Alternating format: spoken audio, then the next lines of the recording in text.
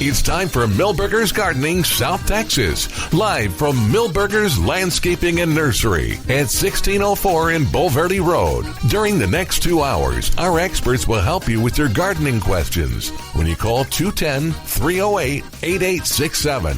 That's 210-308-8867. Or come by Milberger's during the show and have your question answered in person. And now it's time for Milberger's Gardening South Texas on 9:30 a.m. The Answer. And welcome to Milberger's Gardening South Texas. You're okay. Go ahead and finish answering your question, but Mark and I will talk. Welcome to Milberger's Gardening South Texas on 9:30 a.m. We were here yesterday, so what's that? Yeah, we were here yesterday, so welcome back. Welcome back. Now I can barely hear you. Oh, I don't know. There you go. I don't Okay. know. There you go. That's better. Well, now my mouth is right. There you go. Right. Okay. Right. Yeah, we're back, and so are a lot of people. The nursery is crowded. I'm trying to think. What was her question on? Do you remember? So she was asking about a jasmine, and first we have to determine which jasmine, whether the Asiatic jasmine, which is a ground cover, or Confederate jasmine, which is a blooming vine. And before we went on the air, we talked about whether or not whether you could transplant it from cuttings from the jasmine. Oh, that's an interesting question. And I was just going to say, well, we are at Milberger's, and I would urge you to come by and purchase some. Sure. But that's a great screening vine. It is heavy, however. Oh. It needs a sturdy fence or some kind of support trellis. Okay. Well, it takes. Sometimes you see these fences that have gotten a little older, and maybe when they had stuff growing on them at one time, they were stronger in their younger days. Yeah. And now the vine is taking the fence down. Yes. Okay. But it is one of my favorite. Oh, okay. It does well in sun and partial shade. So it's great fence let. And then if you had a small area, your landscape is very small, and you want to maximize your space, but you also wanted some privacy, a big, sturdy fence. Now, some of the fences I've seen down at UIW, what it is a big pole in the ground with hog wire on both sides. Okay. So it's double, and it is sturdy, and they have used that. They've used the Confederate jasmine as well as, I forget another vine they've used. But anyway, it's very pretty. Okay. And it does the job. So, you don't rather than having a big shrub, you got a small fence that is opaque. Okay. And you got a little extra room. So Calvin, Mark is kind of talking about what y'all were talking about with the, what was it, Confederate jasmine? That's what I deduced that she wanted. Is that what she was talking about? Could have been. She was wondering about if the jasmine, the way I understood her question, will the jasmine, she plants one, will it fill up the whole space? Oh, yeah. And jasmine generally doesn't do that. You had to have multiple ones. It will fill up the whole space after a while. I was just talking about you need a sturdy fence. I generally recommend that you plant it every 4 to 8 feet. Yeah. And it fills in. It's a pretty disciplined plant. Now you got a lot of choices though. You got primrose jasmine and your Confederate jasmine, and then you got things like a cross vine and a butterfly vine and everything like that. So you have some choices on that. Okay. She may have been thinking too. Can she transplant pieces of it? Yeah, that's what I thought, and I said, as a nursery, we highly recommend you come and buy additional plants. Did you have a question? Can you ask it on the air with us? Come on the air. Grab that mic. You'll be on the air, and we'll be. It's real easy. What's going on? Pull up a chair. Okay, I'm ready. All right, go for it. What's your question? We're looking for a shade plant. That it's near the house, so it gets a lot of shade. but it has to, of course, take the heat of the summer, and of course, if it would flower, that would be great. Well, and you how want a disciplined plant, or do you want a plant that's kind of a viney thing like A disciplined plant would be great. Well, how big also? If it would get 2 feet, Okay. that wouldn't be horrible. Oh, just 2 feet? We were Yeah. thinking Mexican petunias would be good, but we only saw some dwarf. That's not disciplined. Yeah. It's not That's disciplined. not disciplined. No, the big ones aren't. Yeah, Yeah, don't get they are them. pretty though. The big ones though require sun too, so they're not, and they'll take over the world. So, let's see, viburnum blooms, but just mostly in the Yeah. spring. And that's a big one. That's why I was Or thinking small. as well. It can be small. But, You can have. It's It's a good sized bed, so it wouldn't be horrible. Go ahead. Okay. And talk in the mic. Oh, it's a good sized bed, so it wouldn't be if horrible to have it big. if you like, right in back of the building there's about 4 different kinds of viburnum, sizes. Okay. Some of them are just 2 feet tall, Okay. and but it's not a real showy bloom. I was thinking of plumbago, but that's probably not what you want. I'm thinking shrimp plants. The shrimp plants. It's not a bad. That's I don't not know a that bad one. idea. Yeah. Well, it's going to be a salmon-colored flower. It likes shade. It prefers shade. So, Very pretty. Very pretty. Turk's cap's another. Turk's cap. I like the tropical one just because it has bigger flowers. Not this size. This size. Thank you all very much. Do you like the traditional one or the? That's the tropical one is the big flowers. Oh, the with the- traditional one has these flowers. Well, the Okay. trop. Flowers. Which one? I'm sure the tropical one has bigger. Has Which some, one? Which Oh, one? okay. The Turk's cap? No, yeah, no. yeah. Yeah. Well, Oh, that one, you I don't thought want- you were talking about the. I don't shrimp think he plants, wants one that's. That's good. 10 It's going to feet get really tall. big. It's going to get 7 feet tall. But it's. Well, that may be a little tall. It's but- Yeah. spectacular. So that one Cheers, in Mexican honeysuckle has an orange bloom. Has it got enough shade tolerance? Yeah. It's gonna get So some all sun, these here. but, I mean, mostly shade. Yeah, if it has some sun, that's a better for flower production. But these are the other one that I love in really heavy shade is spider. It's spider What is that? spider lily. Oh, okay. Yeah. I could always get out my reference material. Oh, okay. You could, Yeah. but I like the shrimp plant. Yeah. It's a rusty. I mean, if you get there's the bright yellow. Yeah. There's a. Is there an orange lemon one? Yeah, and then there's a rust colored one, which is what I liked, which was the Salmon. It's not that- rust. It's salmon. I don't know. Paul Cox called it It- rust. I'm going Paul. It's not evergreen all year. All No, the time. that's true. Yeah. But Yeah. They are. They will freeze back. in the wintertime. That's okay. Oh, let's see what do I have. We kind of expect it to freeze back, a little bit, but as long as it comes Yeah. back out, right? Now they're So shrimp plant sounds like the one to look Yeah, for. and hummingbirds love them. I Yeah. like that. Butterflies love them. Okay. So they're a good one. Well, thank you all. Okay. Sure. Thanks for coming Good on the luck. air with us, man. All right. That'll free up a line at 210-308-8867. 210-308-8867. So I had an idea.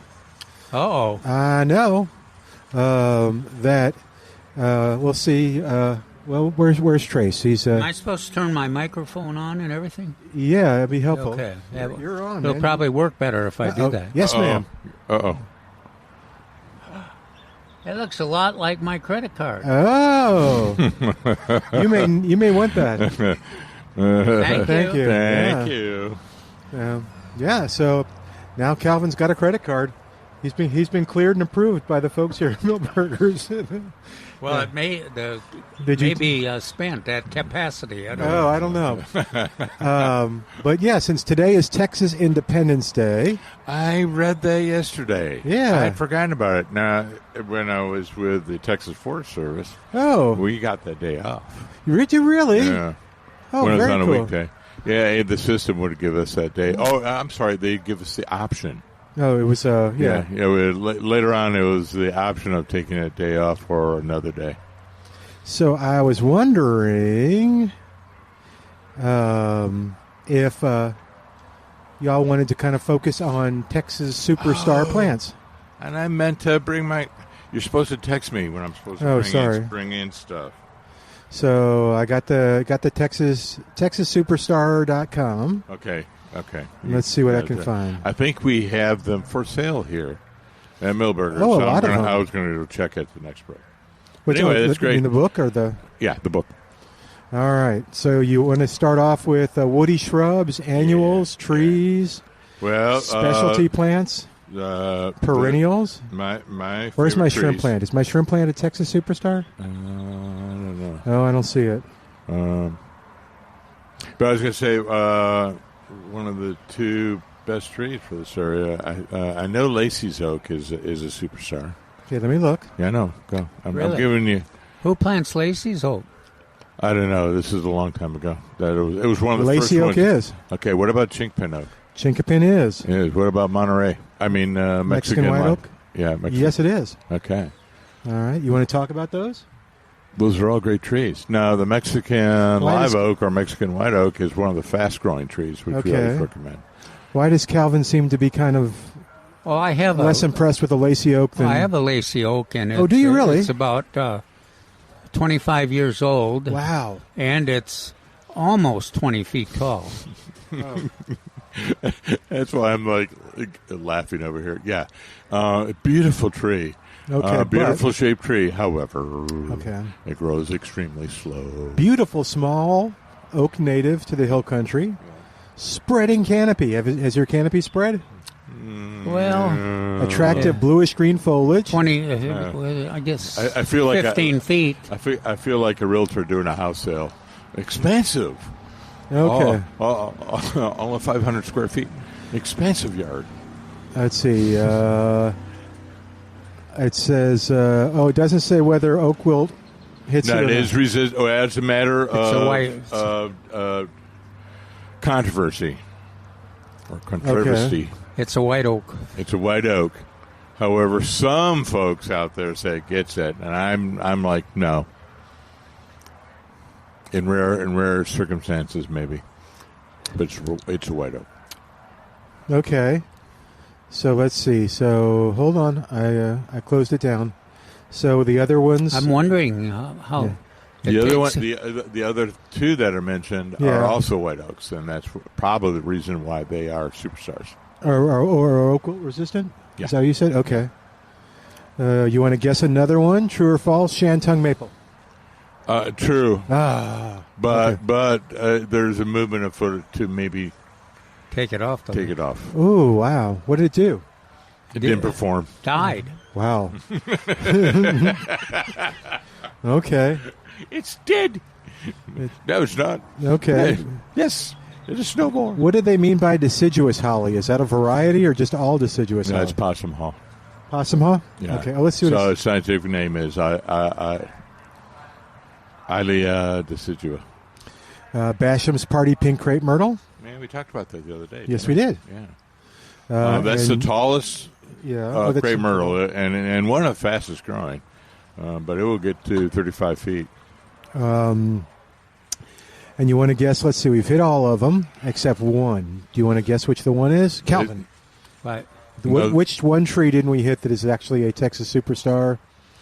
We talked about Basham's party pink, deciduous holly, Shantung maple, Lacey oak, chinkapin oak, Mexican white oak, and...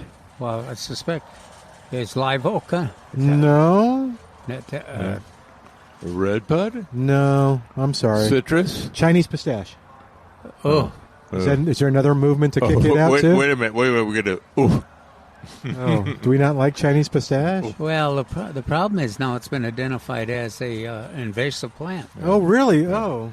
So how old is my list? Just ask me about it. My neighbors. Oh, okay. Okay. We drive down the streets in the fall and go, oh, there's one. So when the superstar list was first created, they were, and one of the criteria to be on the superstar list is the ability to grow in all parts or most of Texas. And Chinese pistache does that, fulfills that criteria. Okay. I actually like the plant, and the birds like it Yeah, if you get yeah. a female. So if I'm living in Amarillo or Lubbock Mm-hmm. or Abilene or Midland, it's a fantastic tree. Okay. Let's Other see. parts of the state, it may become a pest. Oh, okay. But it has colorful foliage, and it grows fast, and makes a. It used to be, we used to question it because it kind of grows scraggly and straight the first few years, and then it became compact and nice shaped, and then it was great. But it's a deciduous tree, but the foliage was bright colored, and the berries were bright colored, and the birds loved them. They still love them. But yeah, it's been identified as invasive in some sites. Okay. Oh. Got any other choices you want to make? No. That's We're just- trees. That's all our trees. Yeah, and I wanted to go to the trees because, of course, I favor the trees. Yeah. So. So let's see. What else? Oh, hold on a second. This is interesting. Oh, before we go any further, do you want Wait, to... What? wait. Before we go any further. That's right. We want Purple Martin reports? Or no? Yeah. Too soon? Mark wants to know if you're... So I was sitting at my campfire last night, and I was thinking, hey, it's Purple Martin season. So I was wondering, and I was going to ask Calvin, and hopefully maybe get some Purple Martin reports, but it may be too early. I mean, it's only the third day of March. Yeah, well, traditionally though, we quite often we'll see some martins. We don't like to call them scouts anymore. We see them Punctual ones. Punctuals? Punctuals. Yeah, they're cruising around checking out the Yeah. available housing. What did Bill call them? He said there's no such thing as a scout. It's called. You really need to call them An advanced Yeah. Do you remember that? We were recon? saying Recon? we were saying to Bill, I hear the scouts are in. All right, let's straighten something out. There are no such things as scouts. No, I don't remember what that? they called. Okay. But the explanation of why they don't like to call them scouts was kind of strange. But Oh, have you told that to Bill? A very wise old man once told me, if you want to get somewhere on time, you leave early. Yeah. So these are just the ones that are left early to be here on time. Oh, there you go. So they're here on time. They get the best Airbnbs. but they will cruise. Was that a pun? Because in the air. Oh no, I did. It wasn't, but yes, it was. Absolutely, all it was. Yeah. If you see some now, which you might, 1st of March is quite common. But they might leave for a week, 10 days, and they might stop back, or there'll be another set coming. It's kind of hard to determine what they're. Maybe they're just cruising around. Maybe quite often people have identified them as young, first year, looking to see what's available out there. So it's interesting. The neat thing though is if you can attract them to your house, and when you see those martins come through, then that's when you want to put your houses up pretty quickly, and so that they're ready for action. And then the problem with this, of course, if you put your houses up, then you deal with the sparrows and evil the sparrows. Oh, yeah. starlings and things. So I only have one thing I'm waiting for. Squirrels? Bats. Bats. Yeah. Oh, that's right. Well, I have a lot of them down in the Lavaca neighborhood. They come in. I don't know where they're coming from, but they're flying around. Can you catch 4 or about 5. a half dozen? And Already? We'll try. We'll Yeah. Oh, yeah. They've been around for 4 months now. It's probably a different species. Oh. Probably not Mexican free trail because they are all in this area. Well, January they were already. We around. get some in our neighborhood, but I haven't seen any yet. They go under the bridge by my house. But Yeah, but but not. And they'll come by for a drink at the swimming pool. But that's it, huh? But that's it. Hmm. Hopefully, Well, we tried to get hopefully you- this is the year. We tried to get you expert help, but I don't think it helped any. No. All right. So what we're doing, Trace, is because Texas Independence Day is today. Okay. We're talking about Texas Superstars. We got them. Yeah, you sure do. So we talked about trees a minute ago, and we can talk. Yes, theoretically, I will have one of last year's Texas Superstars in stock. Hopefully, sometime this week. Which one is that? The Blue Mist? Greg's Mist. Yeah. Yeah. All right. No guarantees. Wow. From a new vendor. Oh, good. And we're going to try it out. Good. That's one of the best pollinators that we have. Okay, well, we had trouble getting it last year. That's why I remember. Well, yeah. The announcement was made when there wasn't anything to be had. So, and now we can talk about that and some more of those. Those are under the category of, holy cow, perennials. Okay. It's a big category. Yes, it is. That's why I did trees first. Yeah, there are 24 of them on there. We can talk about that for a while. Well, hang with us, Trace, if you can. We're going to take a quick break, come back in a moment with more of Milberger's Gardening South Texas, live from Milberger's Landscaping and Nursery, 1604 on Boulevardy Road on 9:30 a.m. The Answer.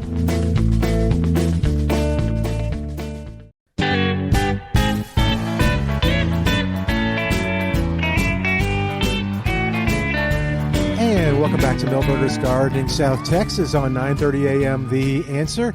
Harold, we're going to get to you in just a second, but I got to tell everybody about Prusky's Market. If you've ever had the experience of going to some place, Mark brought us some jerky. Yum, yum, yum, yum, yum, yum. That's one of the things you'll find at Prusky's is jerky, delicious flavors.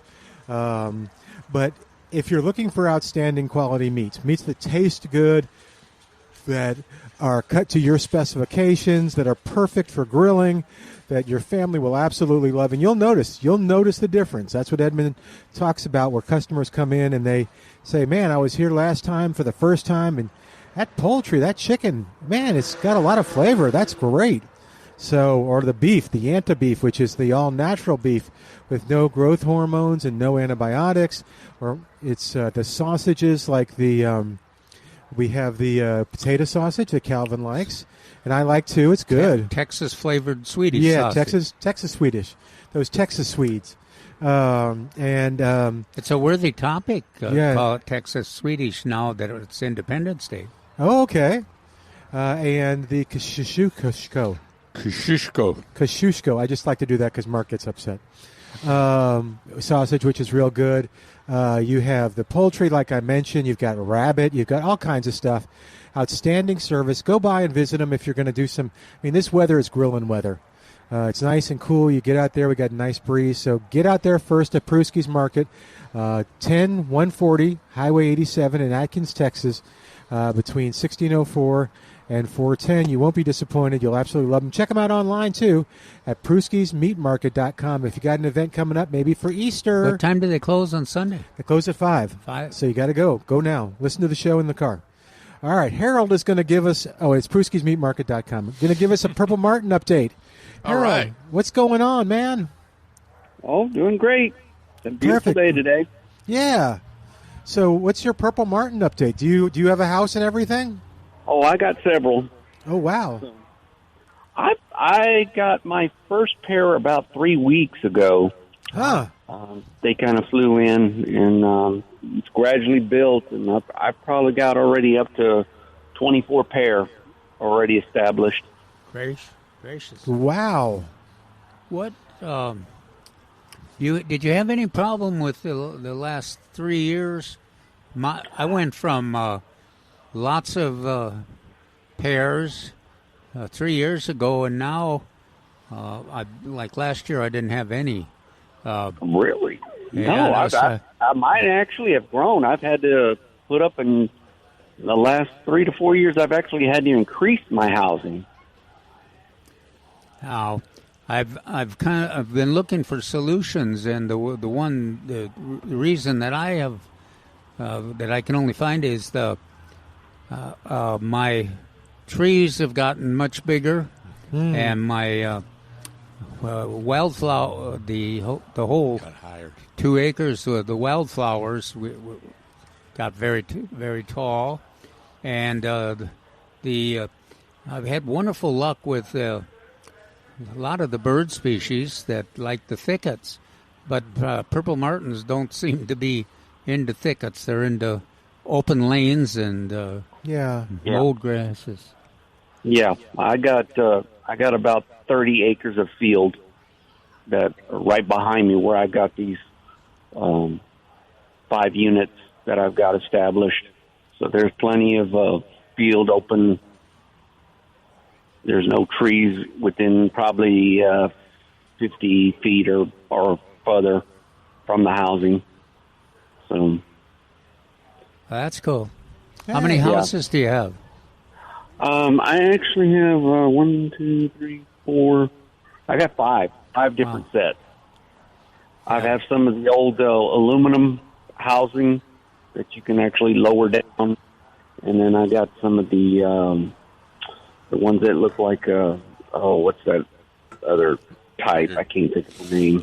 Like a gourd type. A gourd, exactly. Yes, sir. Okay. Seems like they love the gourds better. Oh, you think? Yes. That's always a debate. I always think that they love the gourds better, but some people swear by the houses, big houses. They establish those right away. The first ones that fly in take over that, and the latecomers seem to and have to, How what kind of issues do you have any issues with the Sparrows? Starling sparrows, and even of course, Cooper's hawks? Sparrows are pesky, and the starlings, but not too much. I bought the little half moon thing that kind of prevents the starlings from creeping in.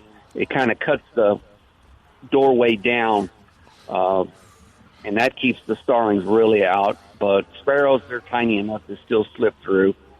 That's where the 12 gauge comes in. Do you let some of the sparrows have nests, or do you try to keep them out? No, I try to keep them away. How do you do that? Do you pull the house down every time? Yes, I do. At least once a week, I pull the houses down, inspect them, pull any sparrow nest out. That's one way to control them. Another issue that I had, I love the Cooper's hawks, and they get quite tame in my yard and around my bird feeders and everything, of course.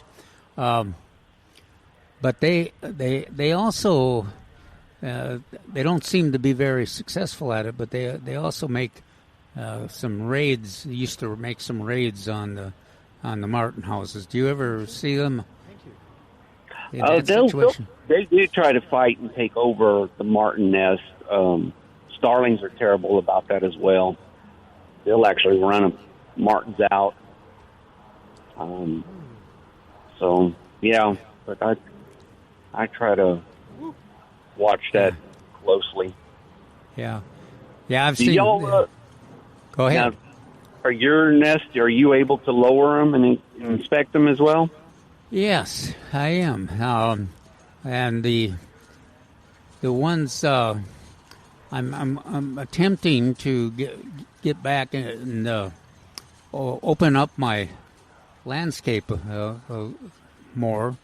I had a fig that got huge, and they don't like any underbrush, any bushes underneath the poles, nothing like that. And you're right. And so you it takes a while to realize that if you're successful with martins, you are probably going to be have a less cover for other birds, potentially. Right. But it's kind of an interesting compromise. Right. I also buy pine needles. So when I clean mine out right at the beginning of the year, I go through, pull out all old nests, hose them all down, clean them, and then I put back in fresh pine needles. Kind of give them a head start with. That's cool. Help them get started. So where'd you learn to do all this, Harold? Bought a few books and read, through the internet as well. So you got a site? I know there's that purplemartin.org site or something. That's the Yes, that's Purple- one of them. Is that a good one? Okay, I'm just trying to Yes, think of sir. listeners who are listening to you and going, "Hey, this is something I'd like to do." Yeah, there's a conservation website as well. It's very Okay. gives a lot of questions and answers that are already on there from people from previous things. Oh, Very good. helpful. Would you email me the with that? Do you know my email? Just kind of No, a list I of don't. sites, and I'll share it with the listeners. But I'll have fun looking at it too. So it's Milton, Yeah, I'd be glad. Milton. Okay, give it to me. Milton at klup.com. Very easy.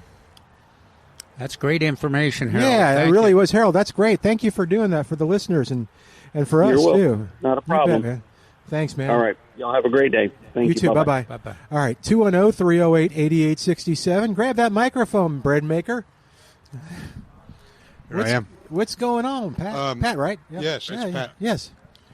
Excuse me. Oh, Just no. coughed on it. Oh, dear. Yeah, I'm sorry. It has Wait a minute.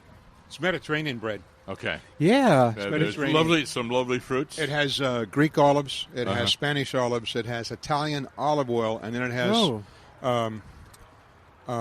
various herbs from Provence. So it Oh, yeah, sure. so it's great. And it just came out of the oven. I made it for some neighbors today. Oh, poor neighbors. Anyway, Or you had an extra loaf. I We're made not an extra eating loaf here. for you guys. We Thank were at you. the class last week. Oh, that's and, right. We didn't have any cash, so we just snuck out the back because we were embarrassed. And I said, I'll bake them bread for Sunday morning to make up for it.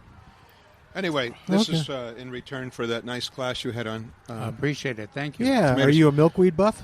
And I Monarch? am, and Are we're you going to coming go to that? the class. Good. Yeah, we have some things we want to do with milkweed. But right now, sorry if I keep coughing. I got a little crumb of bread. Yeah, you get it across. right in That's the wrong good. place. Yeah. Yeah, it's the butter is yeah, great it's soft as well. butter. Yeah, Yeah. yeah. You'll have to share the recipe too. You Or want me to just- do that right now? I know it. No. No. You'll have to okay. email it to me. Oh yeah, sure. Milton at KLUP.com. yeah. Yeah.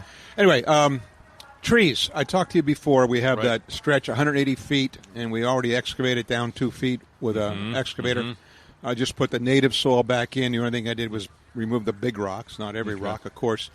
And so it's ready to be planted, and I'm looking for some trees, ideally those that would be deer resistant as they're growing and also show some color in fall.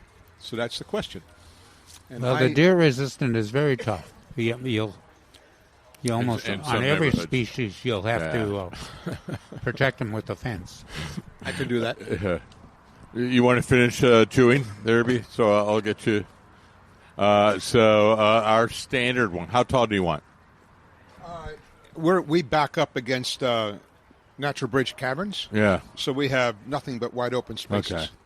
So generally, our recommendations are the hollies. I like Nellie R. Stevens, or our native Yopon, and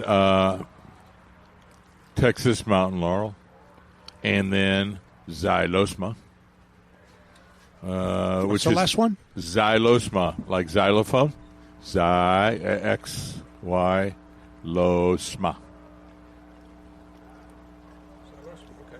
That's a very fast grower.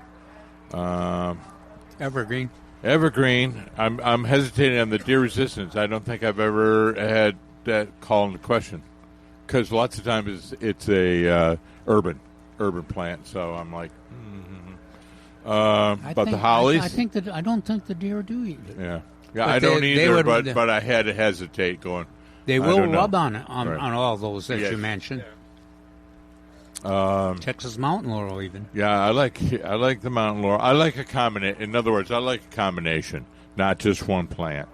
I like combinations, 3 to 4 different species.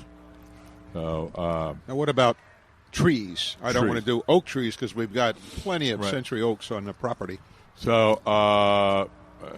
in your area right there, you can do. Now, how big we want? Big trees. As big as they want. Okay. Well, one of my favorites is, here's my two that I would suggest. Mexican live oak or Mexican white oak, same tree. Monterey oak, otherwise known as Monterey oak, and chinkapin oak. Chink a pin. Texas all one word. Superstar. What's the one that I see in the fall with all the bright red leaves? Is that a... That's Texas red oak. That would have been my third one. I like that. But Texas red oak, don't get fooled by the shoe-marked oak. Shoe-marked oak is single stem, real pretty, real tree-like from other parts of the country. It doesn't like our drought. Yeah, Texas red oak is my favorite. Yeah. And then, you can throw some sumacs in there, too, for some color. Both the flame leaf and aromatic. Evergreen. There's evergreen. That'd be a great fencing too. Evergreen sumac. A dual color. Mm-hmm. A little bit of the nondescript flowers, but also a hedge. So, yeah, evergreen sumac. Well, that would get you a real naturalistic. Yeah. But a good barrier. Yeah, there you go. This is great. I don't think I have anything else. Enjoy the bread. Hey, listen. No, it's really good. When you're done, just leave it in there. Okay. And obviously I made a lot. And, Trace hopefully will come by, and that's for him and anybody else. Yeah, and then I'll come by tomorrow to get the knife and the the board. That's it. We'll give it to Cappy. Cappy will be here tomorrow. Cappy will be here. What other breads do you make? Just out of curiosity. And did you have the honey? Was that? Yeah, I told you about that. Yeah, I make a bunch of them. I make just a basic artisan. That bread would taste great with honey. Oh, yeah. Actually. I make a basic white flour, plain white flour bread, but it's all about the way you bake it, so it has a lot of flavor because of the way it's baked. And then we have a egg yolk and honey bread. Oh. So it's the same flour, none of those Mediterranean stuff in it, no olives, no other flavors. It's just plain white flour and honey, a lot of honey, and then egg yolk. And the egg yolk gives it the texture and the color. The honey gives it the flavor. And that one is really a killer the next morning for toast, the one with honey. Ooh, and then what else do we make? We make a rosemary bread. Who's we? I should say me. I'm married, but okay. My wife relegates me to the bread making. I thought you were selling it somewhere. We're our business is. No. Anyway, do you want another piece? Yes, all right. I'll take a little piece. You give Calvin some, and we'll take a quick break. 210-308-8867. Make sure you send both those recipes to Milton. 210-308-8867. More of Milberger's Gardening South Texas coming up on 9:30 a.m. The Answer.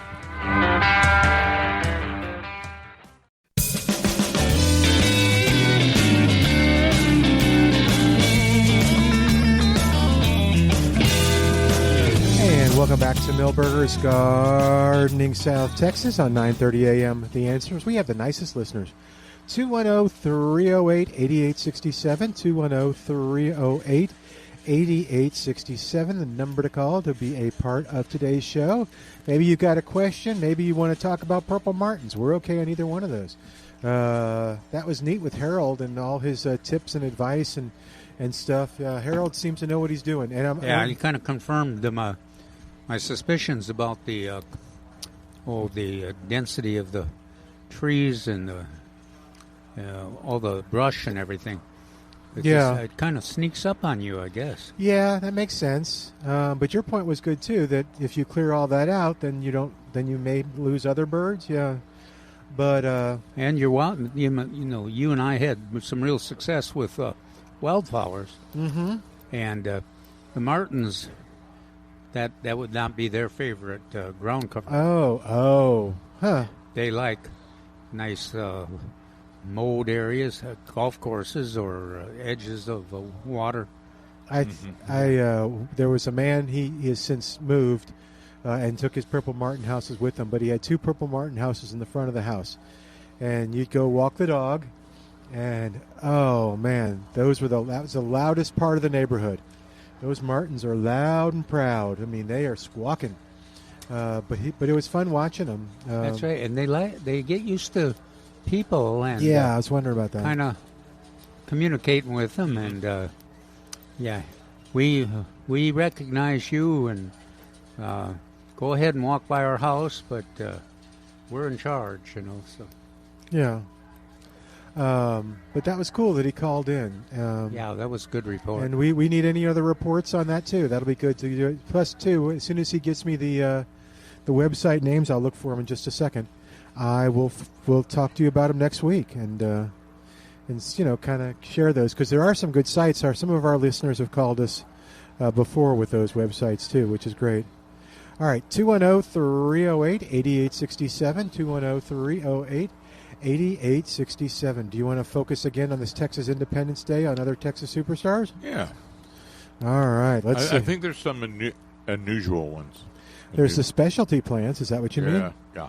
Like balsamic blooms basil? Yeah. And Trace gets that each year. He's proud of that. Victoria red grape. Have you grown that?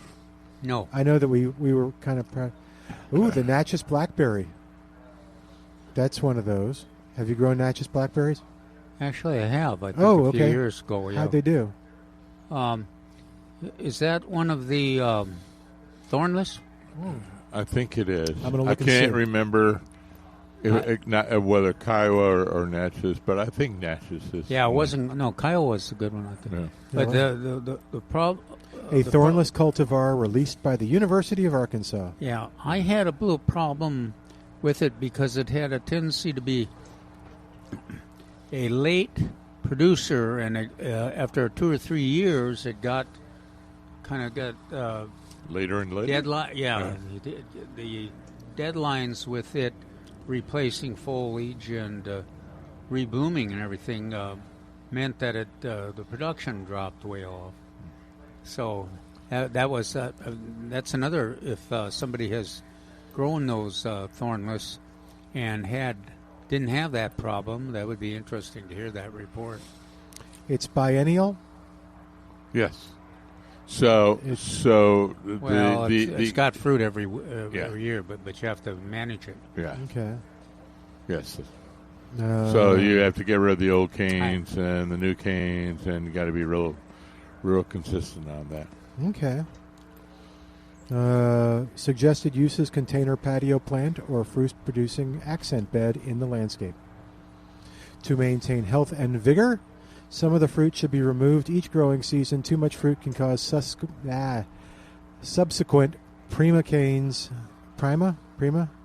Either or. Okay. Tomato. To be weak with poor crop the next year. That's interesting. Yeah, that's consistent with it. Okay, with your experience. What else is on there? I'm looking for a certain one. Green magic broccoli.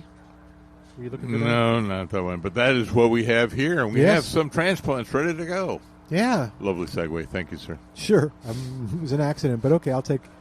Okay. What else is on there? I apologize to the Graptophillium family. Graptophillium, caricature plant. I have no idea. No, I don't know. Doesn't sound familiar. Phalaenopsis orchids. Yeah. Now that's a wonderful plant. Yeah.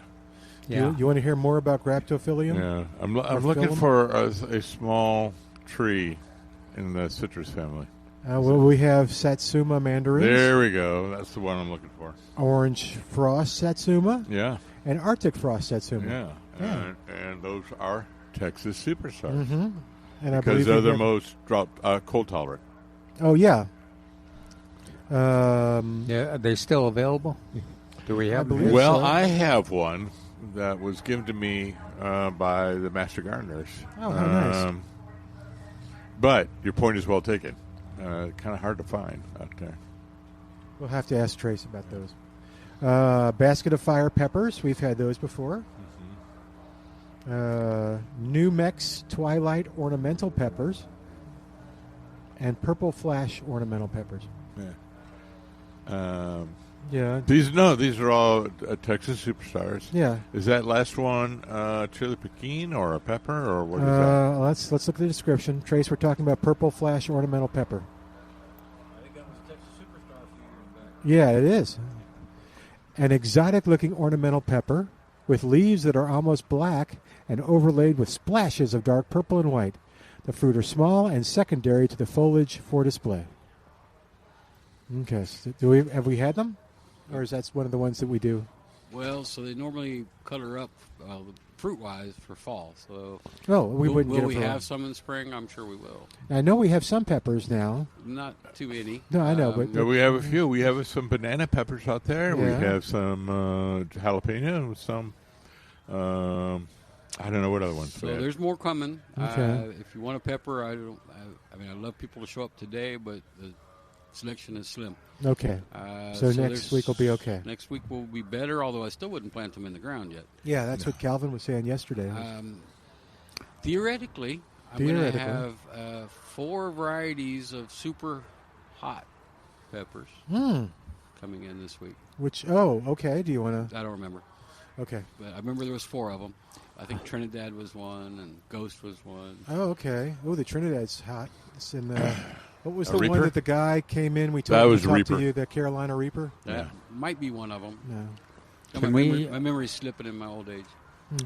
Are we getting some more tomatoes too? Some. Wasn't a plentiful selection, but there are more tomatoes coming.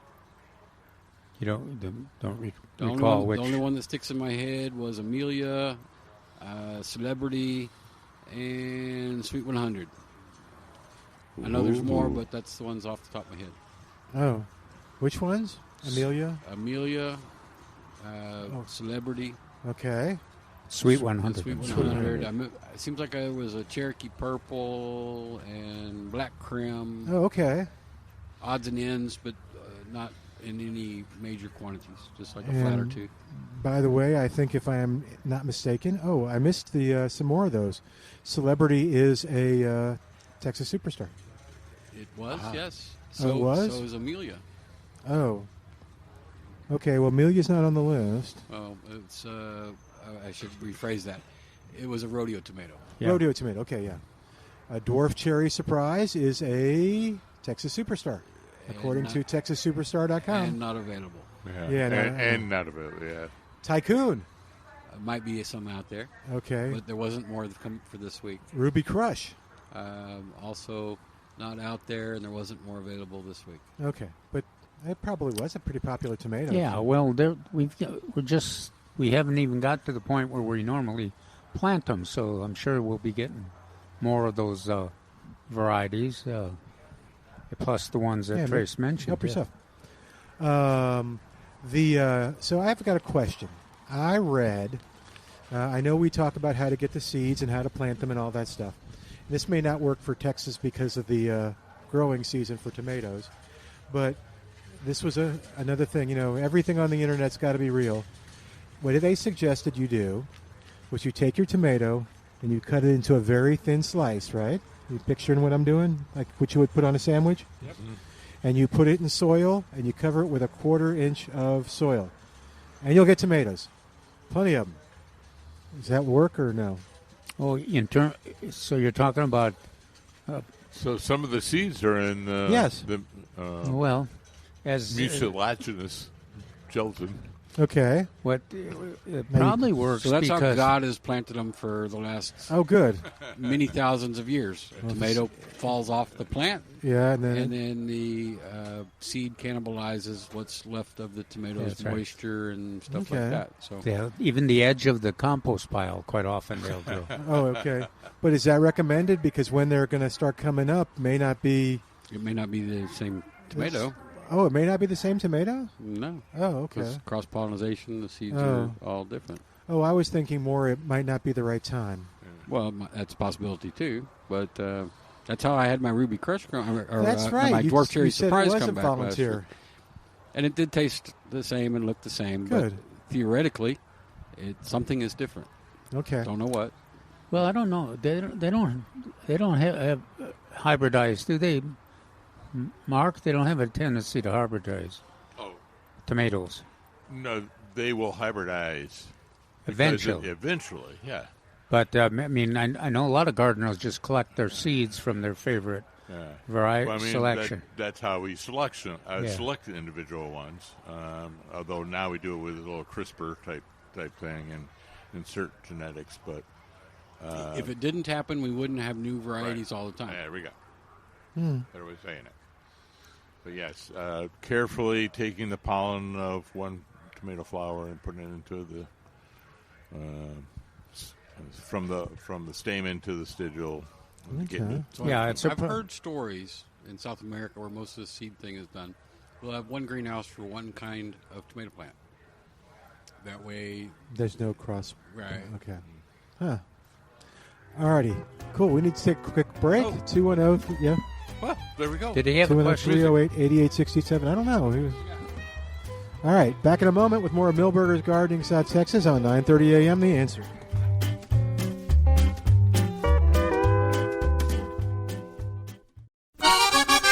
We're back with Milberger's Gardening South Texas, live from Milberger's Landscaping and Nursery at 1604 in Bulverde Road. Come out to visit or call us at 210-308-8867. That's 210-308-8867. And now back to Milberger's Gardening South Texas on 9:30 a.m. The Answer. And welcome back to Milberger's Gardening South Texas, live from Milberger's Landscaping and Nursery, 1604 and Bulverde Road. Over here on the porch on a beautiful, sunny, windy day, having a nice time watching people do some shopping and stuff. Did you get your question answered, Pat? Oh, you got one more. Okay. Well, grab the mic, and then I'll give Trace mine, or we'll see what, or he can. Uh-oh, it's a question for Trace. Here we go, Trace. Yeah, and so, Trace, you and I were chatting here while the commercial was on about the Madame Rosie trumpet vine and wisteria. So, can I do one of each in that? No, don't even think about it. Somebody's going to win. Ah, that's good advice. Somebody's going to win. Okay. Somebody's going to win. Well, I'm going to do the right thing, and I'm going to go back over there, talk to my wife, and say, pick one. And that's it. That's it. Because whatever she picks, I could do the other one when we build the next bed. Anyway, that's all I got. Thank you. Appreciate the help, as always. You can plant too, but you don't get the effect you want. They compete with each other, and they're... No, that's what I want, is the effect, as you would say. Yeah. Yeah, one at a time. That's good advice. All right. Thank you, Pat. Thanks for your kindness, man. Thank you all. I'm going back over. All right. Be careful. All right. 210-308-8867. 210-308-8867. Calvin, I think you're the only person that can talk to me right now. Because I'm not eating? It could be. I'm just saying. Oh. Do we say thank you to him or his wife for making the bread? No, he made it. He's the bread He's the bread maker. Good.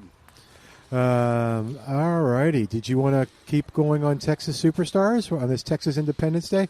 And tell people as we do this, or even if we stop doing it, what is a Texas Superstar? It's a plant that's gone through many years of testing, different parts of the state, different conditions, to perform well here. Most of them would be perennials, but not all of them. Okay. Yeah, includes, as we've mentioned, trees and blooming plants and even some vegetables. And ooh, our Whopper begonias are Texas Superstars. I didn't know that. Good for you, Whopper. Whoppy? No, that doesn't work. No. Angelonia? Well, Serena? did you notice that we got begonias over there now? No, I didn't. Where are the begonias? Over underneath the roof over there. Near the entrance. Okay. I didn't see them. I didn't I saw the see any whoppers, geraniums. but there's other begonias. Okay. There's 3 tables of geraniums out there, Milton. I know. I see that, plus I see the hanging baskets. The hanging baskets are eye catchers. Trace, the other thing that Mark brought to our attention was the zinnias. And they look ready to pop flowers. They do, and as soon as the nights start to warm up, they'll start moving quickly to the blooming stage. Yeah, and well, that's pretty spectacular. We'll have both the zinnias and potentially mist flowers available. I saw Vincas available too. I just could not pull the trigger. No. I think it's a little early. Too early? In fact, yesterday when you were not here, I said no, not periwinkles. No, not until later in the spring. They'll So hang on, incidentally, but they won't perform. I'm going to have a granddaughter. Oh, hey, congratulations. So it was revealed, huh? Yes, it was a reveal. Cool. Congratulations, Papa. Or what are they going to call you? Granddad. Granddad? You're not going to have a cool, That is a cool name. Okay. That's what my granddad was, so I'm going to be that too. I think it kind of depends on what the child says, too. No. No, it's not? Oh, okay. come on. Not for this, no. Okay.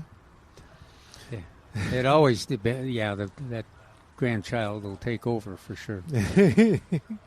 Well, congratulations. So when will you become granddad? Sometime in August. Okay. An excellent month. Yeah, that'll make the child a... Leo. Leo? Well, it depends on what part. Okay. Maybe a Virgo. Virgo? Okay. But it worked out well because that's about the only month I can take any time off. Oh, okay. So she didn't plan it that way. No, I'm guessing she didn't. It just kind of happened. Very cool. You didn't ask. Are you why gonna why did I Is she know? going to have a plant name kind of for you, Granddad? Violet or Petunia? No, so they wanted a boy. So they had boys' names picked out, but no girls' names. Uh-huh. Okay. So boy's name would have been William. Okay. That's me and my father. Okay. So I guess we got to try again for that one. Yeah. Okay, you were going to say something, sir? I Congratulations. said you Trace. didn't ask me why I knew it was going to be. Why is Leo? Oh, why do you know it's Leo? It's because my birthday. Your birthday? In August. Wow. Your grandchild could share the same birthday as Mark. Did they have a calendar back when you were born? Yes. Oh, it was on the stone wall. Okay. Cave wall. That's right. Waiting for the abacus Yeah, joke. the to-do list was, you go to the wall and you just hammer in your to-do list. Well, that's pretty cool. That's your first grandchild, huh? It is. Hopefully first of many. Yeah. All right. 210-308-8867. 210-308-8867. Let's see. Did we want to keep going on the Texas Superstars? Angelonia? No, I have to pick out a couple more. Here's one we do have. Texas Bluebonnets. And we have, is it Ladybird? Is that the variety? The ones I have now, no. Okay. Although there will be more bluebonnets this week. Okay. There will be Angelonia this coming week. Oh, good. Texas. And it will make Calvin happy. There should be Pat. some Pintas coming this next All right. week. That will make Calvin happy. We love Pintas. Oh, that's another. The third All-Star. I know if you do the three of them, the Pintas and It's the trifecta of color. So when they number 21 on this list is Butterfly Deep Pink Penta, and then it just says Pentas. Does that mean that all Pentas are Texas Superstars? Yes. Okay. Yeah. Let's It's see. addicting, Mary. Yeah. Penta's a really interesting plant because we say they're shade tolerant, but they're a degree of shade tolerance. So you can use them. Yeah. You can use them. You can get 2 hours of blast from afternoon sun, and they can still survive that. And I think we were impressed by the cold tolerance that lingered a long time this past year. We still had Pintas around in December. And they're really hard to beat on those, in those hot spots with limited sun. Kind of limits everything else from growing there, but they they flourish under that kind of situation if you can get don't get too much sun. And have you mentioned that the wildlife likes them? Oh gosh, yeah, they're really great. We mentioned that they're one of the top all-stars, like zinnias and mistflower. As soon as I can find some in quantity, we're going to replant all the front beds with Pintas. Oh, cool. They did real well last year. Okay. And the butterfly garden? No, outside. Oh, okay. In the grass sections. Anything and they new? maintain that once they start blooming, they generally are blooming constant during the whole season until okay. cold weather gets here. Well, some of these, plumbago, we talked about that. Let's see. Butterfly vine, we've had that, right? Pretty sure I have some. Yeah. Yeah, that one made a nice show over there in the certified butterfly garden. Mesagnia. It's another good pollinator. Mm-hmm. The butterflies like it. And it doesn't take over the the No, world. that's why I either. said it's a what do we say? Restrained growth or moderated growth Yeah. or Reasonable. Yeah. reasonable growth. There you go. That's another one. I knew it was another R. So yeah. So that's encourage everybody to look at the superstar list. And where are you looking at it, Milton? TexasSuperstar.com. Do we have a publication, the Texas Superstar publication here? I was going to look around the corner. It was just I think we gave them all out. Oh, really? Oh, I'd gotten a case of like 200 back in the fall. So around Christmas time, we were promoting it. Saying, hey, come on by. Stocking stuffers, we have the Superstar here. It was like $2 or something? I don't even know if it was that. You were a greatly reduced price because I remember I used to have to sell them at the state price, which was $5, and you had them at a reduced price, which encouraged everybody to use them as a stocking stuffer. But yes, Milton, we did have them. Yes. They may be not here anymore. Okay. But they can get all of it online. Yes. What's that? They can get the pictures and the Oh, names good. all Yeah. online. Yeah, and this is a good website. I mean, what do you want to know? Oops, Daisy, it went away. Okay, well, It was good for moments. All right. Wait, what? Okay. 210-308-8867.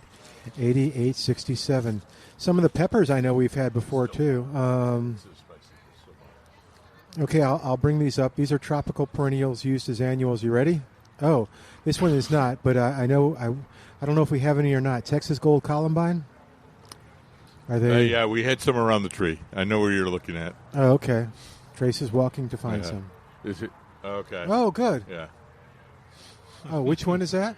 It's about halfway up. Okay, cool. Trace, I saw a plant that I didn't get a chance to look at it real close, but it looked like a tropical milkweed. We don't have tropical milkweeds yet, do we? There you go. Nope, Thank you. not yet. Other than I think I still have one giant white. That okay.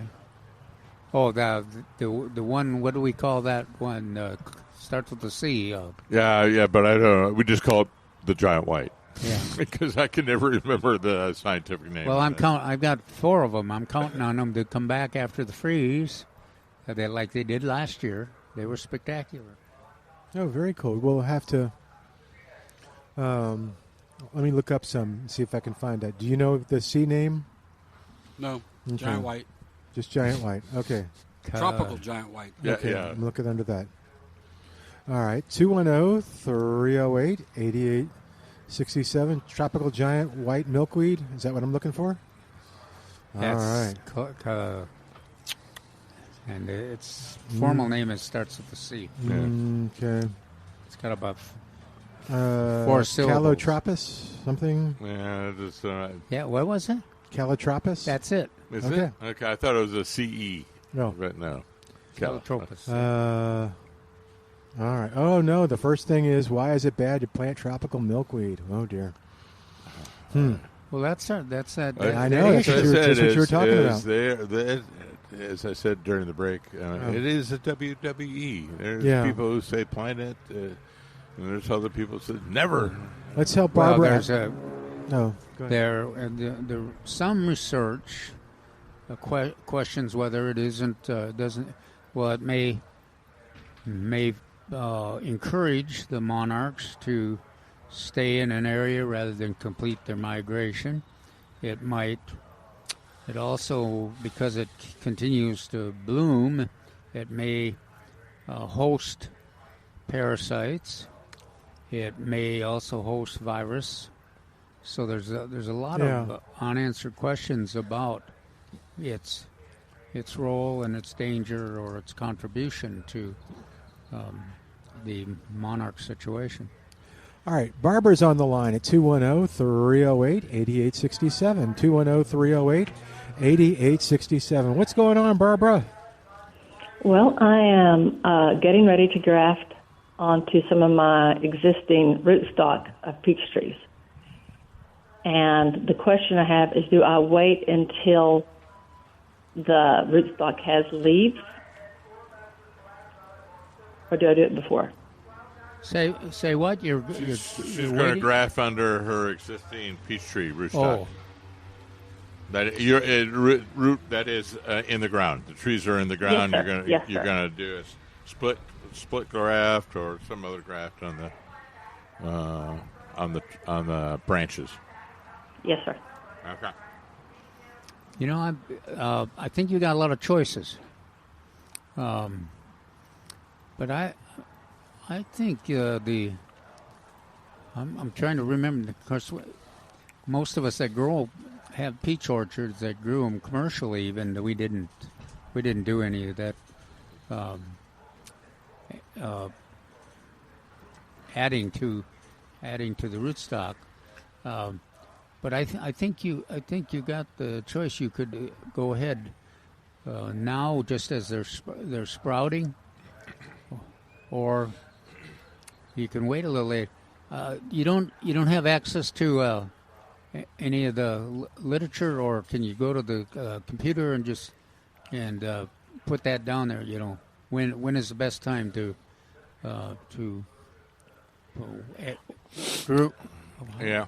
I'm going to go with look for Larry Stein, Texas A&M, and see if there's any videos he has. Oh, that would be good. He's got a book too. Yeah. So Larry Stein, he's the guru of all fruit and nut down this way. And Okay. My idea is, I would do it now before the leaves come on. Well, there's some of the leaves are out. If it's a low chill. Yeah. If it's a low chill, some of them are blooming. Yeah, right I know. now. That's why I'm like, Yeah. So, but I'm not totally 100% guaranteed on that. So I said, go ahead and look up Larry Stein, Texas A&M Extension, and see if he has any videos or any kind of commentary on it. Okay. Well, they haven't broken yet, but I was like, I was ready to do it, but I didn't want to jump in too soon. I think I would do it before the leaves are on, but just before. Yeah, and actually it says, according to Google, in San Antonio, the best time to graft peach trees is in late winter or early spring when the tree is still dormant. Right now, yeah. Well, there we go. Or last. I think you're right month. there. Yeah. Yeah. Very good. But I wouldn't wait. Okay, will you tell us what happens? Will you call us back? Sure. Okay, thank you, Barbara. Yes, sir. Thank you. All right. You take care. Bye-bye. 210-308-8867, 210-308-8867. Is it difficult to graft trees? Well, it's labor intensive. Okay, why? What do you have to do? I know there are videos on that, too. So But you got lots of choices. Yeah. And it depends on those species that you're working with, and it depends on what you want to accomplish and what the labor is. I remember in the old days, Mark, we used to have this time of the year we'd have 4 or 5 different classes. Presentation, on this. Pecans and peaches. I forget who told me once. It was like, so for your first 100 grafts, all of which will fail, you'll start to learn how to do it properly. On it, but it is a skill, and it does take some time to get some good functional. So right now, watch the videos. Okay. On that, watch them repeatedly and try to mimic what they're doing. So if I Google Larry and videos, I should see them, or? Well, I'm thinking just do Larry, or it won't be just Larry. There's lots of folks. There are videos on grafting. Yeah, so A&M Extension, okay. AgriLife Extension, maybe. All right, I will look. Yeah. All right. Fruit grafting or grafting. Okay. Excuse me. I'll look for it during the break. Peach. Let's take a quick. We'll take a quick break, and I'll tell you what I find in a moment. 210-308-8867. More after this on Milberger's Gardening, South Texas, live from Milberger's Landscaping and Nursery. Come by and say hello on 9:30 a.m. The Answer.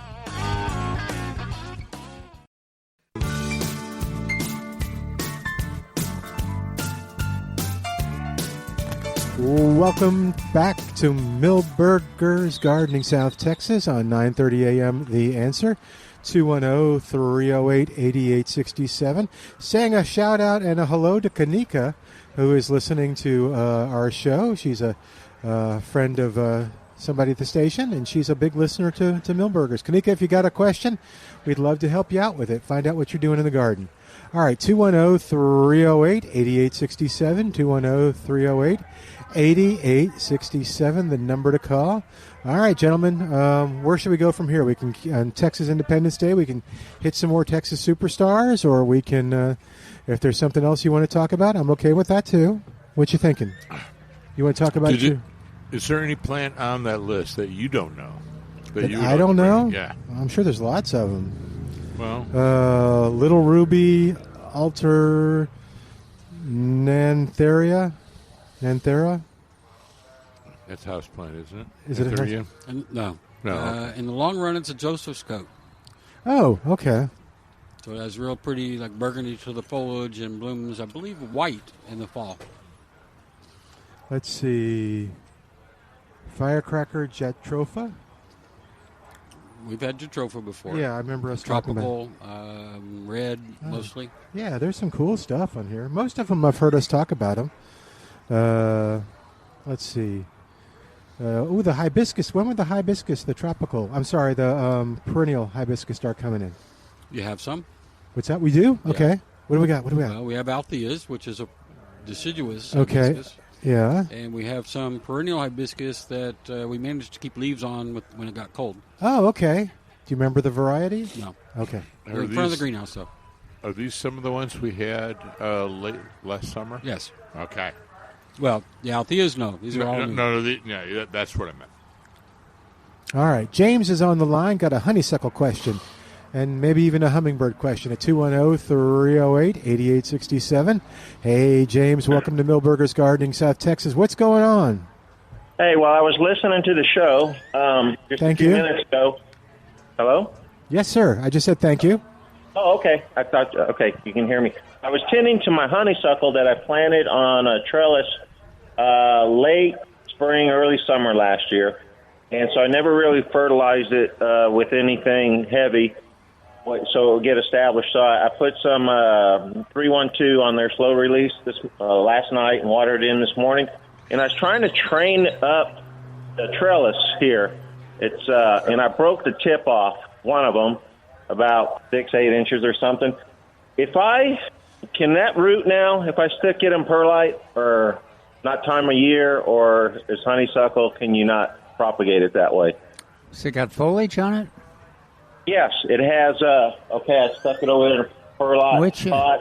It has about 4 or 5 leaves on it, on the tip that I broke off. Accidentally broke off. Yeah. Yeah, it might. It's at which honeysuckle is it? It's one I got at the big box store. I got it because it's supposed to be fragrant and non-invasive. It's called Scent Stations, like the scent of a flower. And it is very fragrant because it bloomed last year, and it's bloomed sporadically through the cold winter and whatnot. And yeah, but it never took off last year, I guess, because it's just getting established. I'm hoping to give it a kickstart, so I fertilized it, like I said, yesterday evening, watered it in this morning. But I've never had any luck, zero luck, ever trying to propagate any type of plant in perlite. I'm just not doing something right or whatnot. So I'm kind of wondering if this will root or not, honeysuckle. Well, honeysuckles will root. I would just transplant it into the soil, or the only thing I would okay. Yeah, the only thing I would add is I think I would take off all but 2 leaves, the topmost leaf. Or leaves. It's so you said it. Yeah, you said it had 4 or 5. Yeah, I'm looking at it now. Yeah, it's got like 8 leaves on it. Yeah, so the lowest ones. Leave the lowest ones and take the rest off. No, the opposite. Okay. Remove the lowest ones and keep the top 2. Gotcha. And how long would it take to root? And do I leave it? I guess I leave it in the shade, right? Correct. Is it growing in the sun? Well, you could do it in morning sun won't hurt it, but if you put it in the shade and then you see some growth, some response, then you can put it in a little more light. But I think you got a good chance that it may set some roots. Now the stem that I stuck in the perlite is real woody. It's not soft, and that's why it broke. I thought it would be a little more tender when I was trying to train it on this trellis. So should I scrape? I already put it in the perlite. Should I pull it back out and scrape some of that bark, if you will, off, or just leave it like it is? I would just leave it, but that makes it a little less of a chance that you're going to... Right. So I would have gone up to one of the nodes that and cut the bottom off up to that node if I had to do it all over again. Okay. Well, I can pull it out. I left below the leaves. I left about 3 or 4 inches and stuck down in the perlite. So should I shorten that up to where the leaves are? I just go with what you got. Just leave it like it is. Okay. And I just put water in it for my rain barrels. Should I use any like Miracle Grow? And if I do something like that, nope. When would I start feeding it? Nope. Just water. Yeah. Feed it after gets roots and it's growing someplace. Okay. Second question, I was going to ask yesterday, and I forgot, with it being March already yesterday, is it time to put up the hummingbird feeders or not? That's a good question. Yeah, I would. Of course, I'm inclined to leave the hummingbird feeders up all winter, but I think, let's see, what's March? March 3rd. Yeah, I would. Yeah, because we'll have a few show up anytime now. Okay, I didn't know the timing on that. I took mine down and gave it a really good cleaning, scrubbing. Well, we were talking about Purple Martins, and March 1st is always a key date for them too. But then we got a report from Harold, who has real success with them, and he said his Purple Martins have been there 3 weeks already. So yeah, I heard him. Yeah. Okay, well, I'll put my feeder up this afternoon. Thank you. Cool, thanks, man. Go get some barbecue. All right. Bye. All right, bye. All right, 210-308-8867, 210-308-8867. Give us a call like James and be a part of today's show. Having a nice time out here at Milberger's. It's nice and pretty. Wind coming out of is that coming out of the south, I guess? Southeast. Southeast, okay. Yeah. South. That's pretty southeast. South. Yeah. I doubled it up. Southeast. Yeah, I'm looking on the list. I don't see many that we haven't talked about before. Marimums we've talked about. Yeah. Rio Series we've Mandeville. talked about a lot of these things. Yeah, no, we do because we recommend them. Are any of the zinnias in there? Let me look. Hold on. Should they be? They start with Z. Yeah, thank you, Calvin. Zinn, right? Okay. Yeah. I don't see any. They're not coming up. Oh, one match of one. Up, fall zinnias. That's all it says. Fall zinnias. It's right under Vinca Cora series. I guess it's alphabetical. All right, 210-308-8867. I was going to ask you, so I'm going to ask Trace. I was going to ask him off the air, but I'll ask him on the air. What is the name of that white grape that everyone is recommending? So we have Victoria Red, and now we have the Texas Superstar from a few years ago. Something Sensation? Southern Sensation. Southern Sensation. But I'm pretty sure I have Blanc de Bois. So what? I'm sorry? Blanc de Bois. Yeah. Okay. Down there, too. So that is Royal White there. Yeah. Wine grape. Okay. Have you grown any grapes, Trace? I was asking Calvin. I don't think you had, or Mark. We had a Victoria Red on the fence in the. I remember we talked in the about butterfly that. garden. I can't remember if it's still there. Or not. Okay, we'll have to ask Mary. All right. The grapes were good, though. I remember getting. Were they the grapes good? off. Okay. I say that because that is also a superstar. So. Okay. Yes. Which one is the white one? The Victoria Red. Victoria, I know. I don't know if the white one is. I don't see it, but I don't think it's out on there too. It is? It may have been. Okay. All right. Calvin. Yeah, it was the next year after Victoria Red is when they came up with the really? Okay. Southern Sensation Seedless. What do we have? Well, we got a report from one of our listeners that they've got hummingbirds already at their feeders. So Very cool. That helps answer the question of whether it's good time to put yes. your hummingbird feeders. I would say out. yes. Yeah, it's Okay. good guess. Yeah. Thank you. Nothing gets by me. Any other wildlife? Any other birds kind of hitting the area for? Oh well, gosh, yeah. I mean, I mentioned that I have a whole column on birds next week. Mm-hmm. The ones that really came to my attention were the towhees. They're out there in the thrashers. I like them because of their ground feeders, and they love those leaves that we talk about leaving out on your lawn, and they kick up the leaves, and they're hunting for insects and things in those leaves. Get very intense and pretty bold, very attractive, and then also Cooper's hawks. Mm-hmm. And then the other thing is about it'll be interesting to see how many neighborhoods now have Mexican eagles. Ours has had one for about a pair for about four or 5 years, and they've raised young, and I've heard that several neighborhoods in San Antonio have the Mexican eagles that are nesting. So Milton.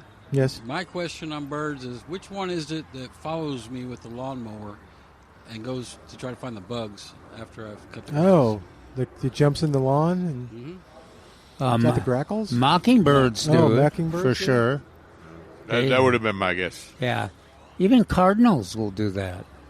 Yeah, I mean, I guess it could be all girls. Yeah, the mocking. It wasn't a bird that's like super noticeable. Is it noisy? I don't pay attention. The lawnmower's going. Yeah, so what are they looking for? Bugs that have stirred up? Worms? Oh, yeah. My assumption is bugs. Okay. Oh, yeah. The lawnmower does it. And quite often they'll go after you're finished even. And not just mockingbirds, but a number of species will go through and be cruising, looking for what's available now that the grass is down. Yeah, so it's opening up the table a little bit. Oh, I see what you're saying. Yeah. Okay. 210-308-8867 is our number. 210-308-8867. What's that? Got another report? Yeah, the report on the hummingbird was from Lulu. Lulu! All right. I wonder if she has one where the kids can see them and stuff. No, not unless. Well, I think it's at home. Okay, that's what I was guessing, but she could have them at school too. All right, we're going to take a quick break. While we do, give us a call, 210-308-8867, 210-308-8867. More of Milberger's Gardening South Texas coming up. Milton Glueck here with Dr. Calvin Finch and Mark Peterson back in a moment on 9:30 a.m. The Answer.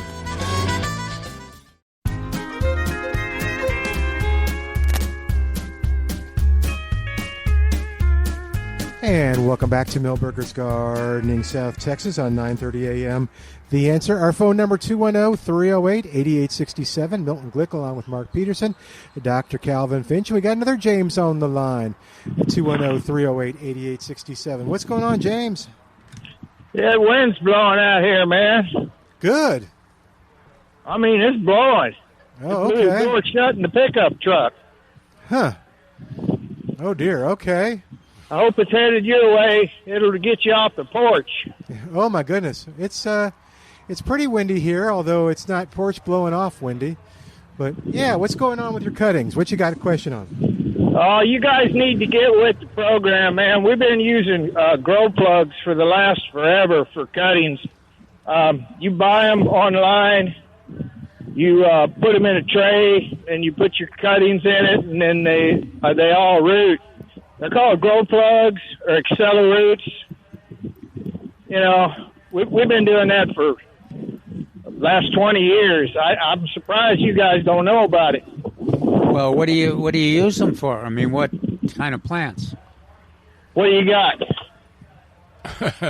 So in other words, everything. What do you want to root? So how do you use them? What do you do? You take the plug and you put it in the tray and you put the cutting in the plug. It's real difficult. Okay. So the tray is standard, plastic tray. Standard, everything. Yeah, plastic flat tray, and you just put the plug in the tray, and then you just stick. Now is it a hardwood or softwood, or it doesn't matter? Well, I've been using mostly softwood cuttings, but I've never tried it with hardwood. Yeah, that's what I think. That's what I was telling the other James is if I had done it, I would have cut it up to the semi-softwood to the node, and then grow it from there. But I'm glad you brought this to our attention. Yes, I've been dealing with peat pots and poo pots. Is that what I said the other day? That's what you said the other day. Yeah. Okay.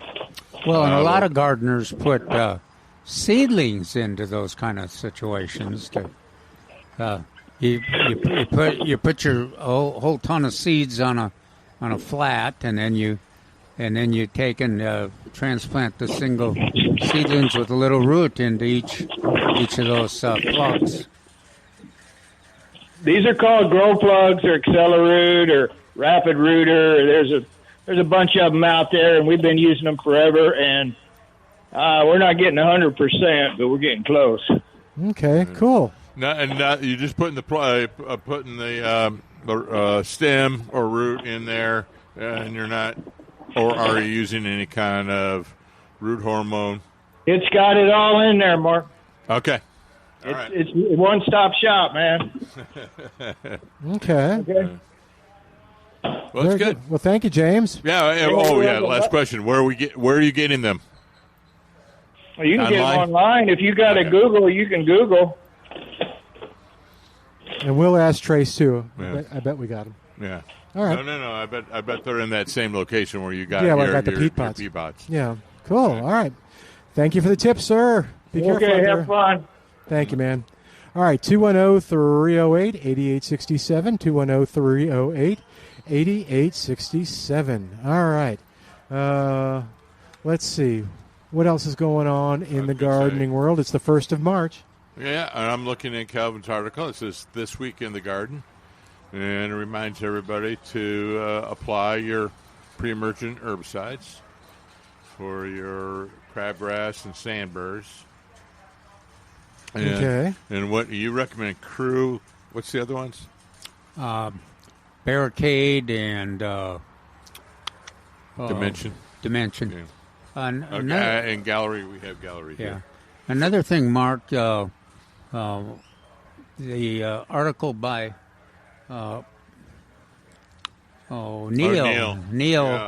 Yeah. Why don't you remind everybody, Neil Sperry, he entertains questions from readers. He's a long-time horticulturalist and writer. Which one? Well, he only had a couple. I was thinking of his recommendation. All right. So for the arborist, getting an arborist, yeah. So if you needed an arborist, what a neat organization, which I belong to, is the International Society of Arboriculture. And you go to their website, and then you put in your zip code, and then it'll have a list of certified arborists. And what certified arborist means is they've gone through training and taken the test. In fact, I'll be doing the training for water management and fertilization next week. There's not a whole lot of those people, are there? Well, the certified arborists, but let's get to a deeper question. Are all certified arborists really, really qualified? No.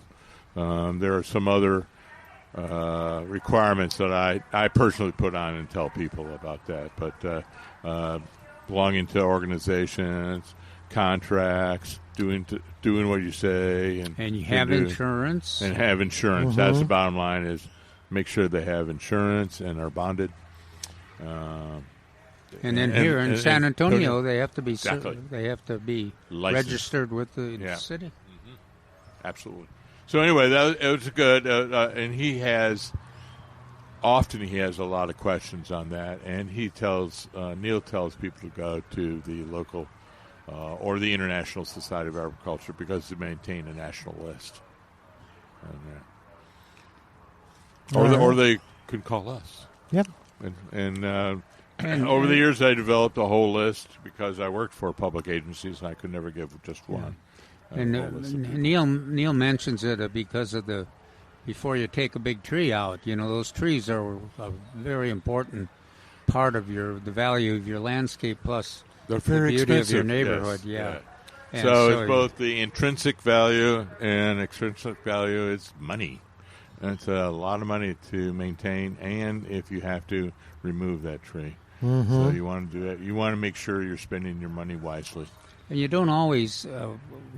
Mark and I experienced in a neighborhood in San Antonio here that sometimes the advice that you get from a tree person, a tree company, is not. You don't have to take such drastic action all the time that's recommended.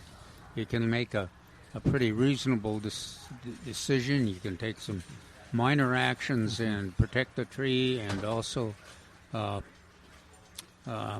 go ahead and accomplish what you want to accomplish. At least once a month, I have a customer come in to buy another tree, and they said that somebody told them that they need to remove the other one. Mm-hmm. And I always ask why. Yeah, that's always. It's amazing how many can't answer the question of why just because their tree guy said to. Yeah. In the it's just like the medical field. Get more than one opinion. Yeah. Yes. In the office that I work part-time as, I'm known as the optimist. So I hardly ever remove a tree or recommend removing a tree, whereas other arborists will say, "Oh, take it out." It's not. You're going to either spend the money now or spend it later. I'm like, maybe you won't have to spend the money later on that if you do these things correctly and try to maintain the health of the tree. But yeah, always get a second opinion. It's always a good idea. Yep, you do that for yourself with a doctor. There's no reason you shouldn't do it with a tree. Yeah. Now, when those people contact you about that, or your staff, Trace, do we have a list of arborists that you're comfortable with? So 90% of the time, we're going to if they're wanting an arborist, somebody that actually knows what they're doing, we're going to say Davies or Bartlett probably have the most certified arborists on staff. And they are the two oldest. Nationwide, they are the two oldest firms. And so I don't know if that has anything to do with it, but I always like to say, yeah, they're well over 100 years old. And I think each nursery probably has a list of people they're comfortable with, or companies they're comfortable with. And, if it's just trim out dead branches, yeah, we've got some other people that will do the same job. But as far as answering questions, Davies or Bartlett. Two good choices. All right, 210-308-8867. 210-308-8867. Yeah. So did Neil have anything else? Well, he had somebody had wrote in a very lengthy letter to Neil. I'm sorry, I didn't mean to make it go on that long. No. That was really good because we received a lot of questions regarding arborists. But this other question was written by somebody who they think they know things. I write Neil once a week. That's not you. This letter's not you. But I was talking about crepe myrtle scale. Have you had any issues with that? So if you asked me this 10 years ago, I said, what? Yeah. Now I'd say yes, in large quantities. I've had a couple examples, and these were crepe myrtles in partial shade, and they had sooty mold. I mean, it was obvious they had sooty mold all over them. And usually we have sooty mold coming from aphids, but in these cases, I think there's actually coming from some scale. And what is your recommendation on it? I see Neil's. But. Anytime I'm dealing with a bug, I want to use as few treatments as possible. Mm-hmm. So if it's a small plant, then I'm going to spray either acephate or imidacloprid. Mm-hmm. And if it is a big tree, there's no way you can get a chemical to the top, so you got to let the tree do the work. Mm-hmm. And so an imidacloprid drench would be the most effective. And you can be proactive. Because in my mind, it's not a matter of if you get aphids or scale on your crepe myrtle. It's when. So from the time they leaf out, you could put a imidacloprid in as a drench every 3 or 4 months and stop an issue from ever starting. Yeah. So, I always figure as a couple of weeks of leaves, and then I'm backtracking. When would I expect to see it? And then the leaves, and then I'm backtracking. So I get the drench in the ground. How would that react? I mean, if we had our butterflies, say for instance, were landing on the crepe myrtle flowers, would that drench impact them? That is the question. It's a neonicotinoid. And there's some question of whether that actually is going into the flowers. Yeah, and so I that don't becomes think so. a debate of whether it is preventative it is a big worth debate, yeah. So there is another version of imidacloprid as a drench that's at half strength that is approved for vegetables. Ah, okay. So if it is approved for vegetables, it is going to have limited impact on any kind of pollinator. So, that's great. Oh, by the way, so I say I'm a imidacloprid, and you say? Imidacloprid. Yeah. We just put the emphasis and Milton on and I say that the word that starts with I. Yeah. It's like a tomato. Yeah. Okay. That's called and I'm a Midwesterner, so all my A's are going to be hard. They're going to be what? Hard. Okay. I'm a imidacloprid. Okay. I don't know where to take this. Should I just keep moving? Yeah. Yes. Okay. Anyway, prior planning. Do you know if Calvin, yesterday he said that he only had a couple people left. Do you know if you're full for the... Oh, yeah, it's full. The list here is full, but if you're willing to take a chance that, sometimes some of the people don't show up, so you might end up getting your free plant anyway, but you're welcome to come to the lecture for sure. Yeah, and what are you doing? It was amazing how many showed up for the tomato class as bad as the weather was. Yeah, I know, and it was. I was worried. But, but I knew that y'all would move it somewhere where it wouldn't make a difference, and it was good information. So, I think nearly 30 people, 26, 28, something like that. Yeah. Substantial. It was probably all this building could hold. Oh, wow. The building was kind of leaning over to the... Well, it's on pier and beam, so we're always worried about that. Oh, dear. Okay. And then there's the second class is... the first one is on the 15th, which is not this Saturday, but a week from this Saturday. Now, if you want more information on these additional classes, that's on the Millburgers website, too. But the second one is at the Dream Hill Estates Education Resource Center, and that's on the 22nd at 9:30. If these keep filling up like this, do you think you're going to add another one somewhere else? I don't know. We're still talking about that youth, some kind of youth initiative. It'd be kind of fun. We're also talking about the San Antonio Men's Garden Club is interested in. Well, you could do that one in the pursuing at the Men's Garden Club, and then bring the kids over from the planting thing that David does. Oh yeah, the children's garden. Could be, yeah. That'd be cool. What else is coming in this week? What are you excited about? So it'll be our first tropical our tropicals from Florida. So hibiscus, mandelvillas, Boston ferns in quantity. That should all show up theoretically Tuesday. Okay. Maybe Monday. I still haven't gotten a phone call yet, other than it should be loaded Friday, is what I got the call for. And maybe the mist flowers. Mist flowers, yes. Hot peppers, yes. Okay. More tomatoes. Pentas, maybe? Pentas, theoretically. Theoretically. Angelonia, theoretically. We're trying out a new plant supplier as well. So hopefully that works out good, because that's where a lot of these are coming from. Okay. Good news.